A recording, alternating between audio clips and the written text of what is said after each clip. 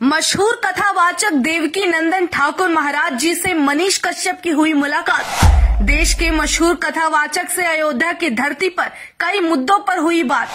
धार्मिक से लेकर राजनीति तक का मनीष कश्यप ने किया ज्ञान प्राप्त। इन दिनों मनीष कश्यप अयोध्या में मौजूद हैं। अयोध्या पहुंचने के बाद मनीष कश्यप ने कई लोगों से मुलाकात की और उन लोगों के मुलाकात की एक छवि एक यादगार के तौर पर तस्वीर सोशल मीडिया पर शेयर भी की है। इन सभी भेंट मुलाकात को बहुत ही खास, बहुत ही विशेष माना जा रहा है, क्योंकि जिन लोगों से ये मिले हैं वो सभी लोग कहीं न कहीं देश के धर्म से लेकर राजनीति तक और जीवन के कर्म और कर्तव्य इन सब का ज्ञान रखते हैं। एक बार फिर मनीष कश्यप बेहद सौभाग्यशाली महसूस कर रहे हैं खुद को देश के मशहूर कथावाचक देवकी नंदन ठाकुर महाराज जी से मिलने के बाद। उनकी मुलाकात भी अयोध्या की धरती पर ही हुई। इस बारे में खुद सोशल मीडिया पर ये बात साझा करके मनीष कश्यप ने बताई है। इतना ही नहीं, मनीष कश्यप ने ये भी बताया कि महाराज जी से घंटों तक उनके साथ बैठकर सनातन धर्म से जुड़ी बातें, जीवन के कर्म से जुड़ी बातें और देश की राजनीति से जुड़े ज्ञान को भी उन्होंने प्राप्त किया। ये मेल मिलाप के लिए ज्ञान से भरा हुआ रहा।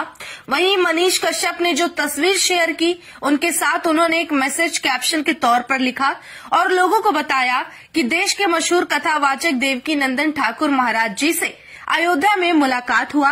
महाराज जी घंटों अपने सानिध्य में मुझे सनातन धर्म, जीवन का कर्म और देश की राजनीति का ज्ञान दिए। महाराज जी के छोटे भाई विजय भैया से भी मुलाकात हुआ। उन्होंने भी अपना कीमती समय मुझे दिया और जीवन की बहुत सी सच्चाई से मुझे अवगत कराया। ये बात तो तय है कि जब आप ऐसे लोगों से मिलते हैं जो कि अपने क्षेत्र के बुद्धिजीवी और दिग्गज माने जाते हैं, जिनके पास जीवन के हर पहलू पर एक पकड़ होती है, उन्हें एक जरिया बनते हैं जो लोगों से भगवान तक को जोड़ने का, ऐसे लोगों से बहुत कुछ सीखने को मिलता है। इन लोगों के पास रहने से जीवन की कई चीजों में बदलाव आता है।